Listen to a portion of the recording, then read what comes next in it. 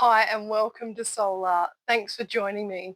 Today's video is going to be a bit different. As you can see, I have boxes here. I've got empty shelves up here and here where I normally store my fluid art stuff, but I'm in the process of moving. So while I'm having to pack my stuff, I thought I would give you a bit of a show you the tools of the trade that I use as a fluid artist. You don't necessarily have to go out and buy them or use them. These are tools that I've collected over the time of doing fluid art.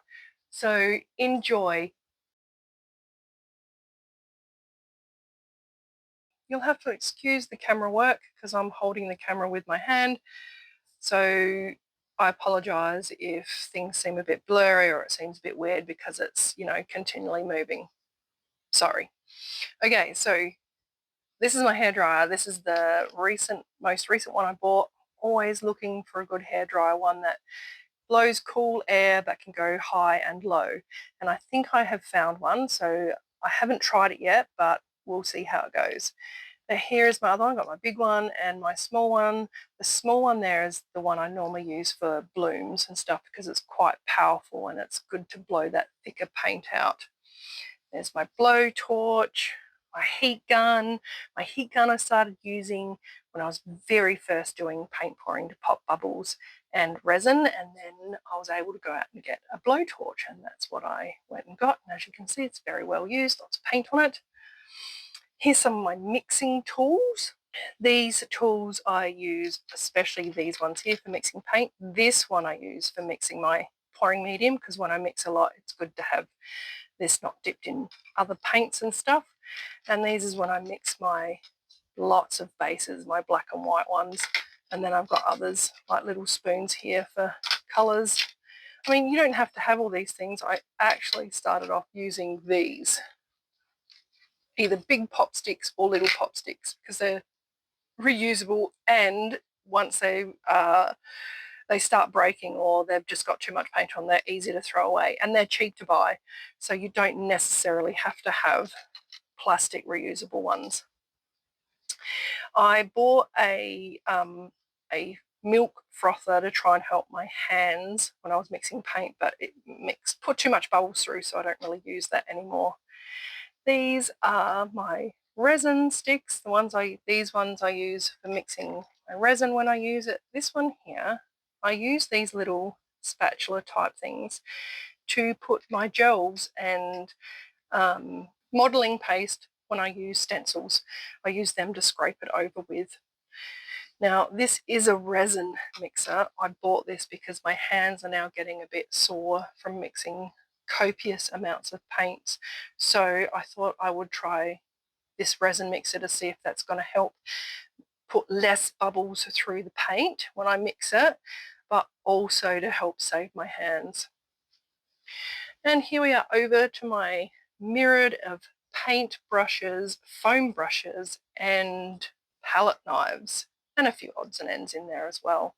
So I've got lots of different thickness of paint brushes and like a big fat one here.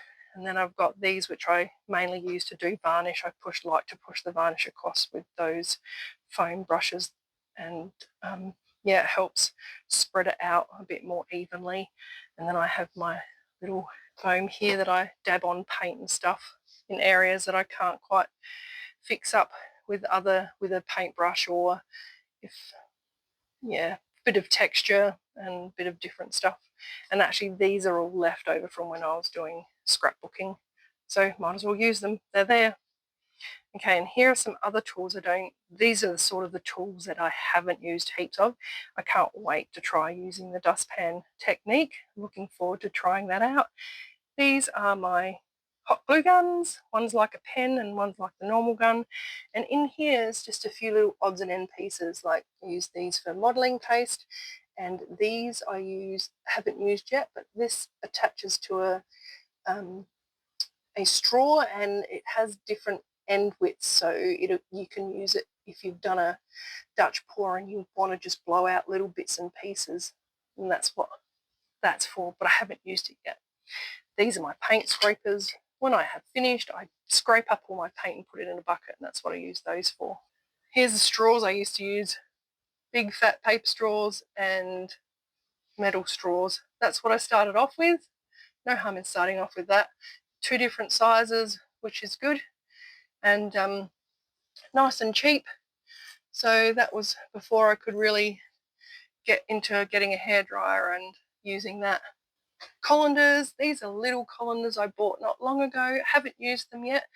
The big colander that I had is no more, so I thought I'd buy some smaller colanders and different designs so I could go through those.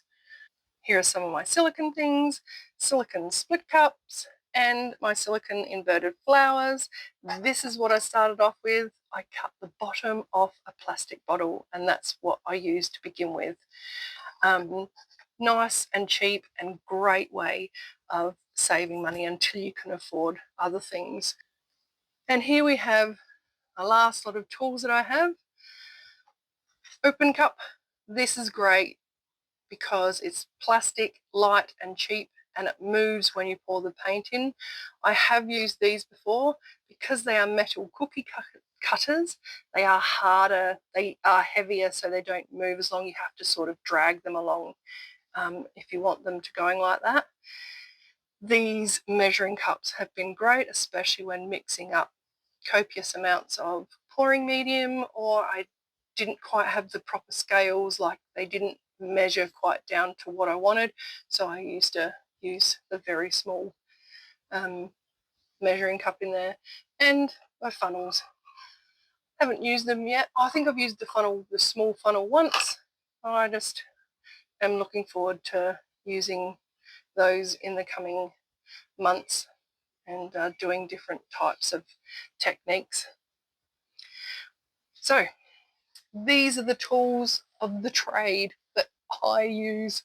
You don't necessarily have to use them or buy them. It's just something that I have collected over the time of doing fluid art. I hope you enjoyed this video. Thanks for watching. God bless to you all, and I'll see you in the next one.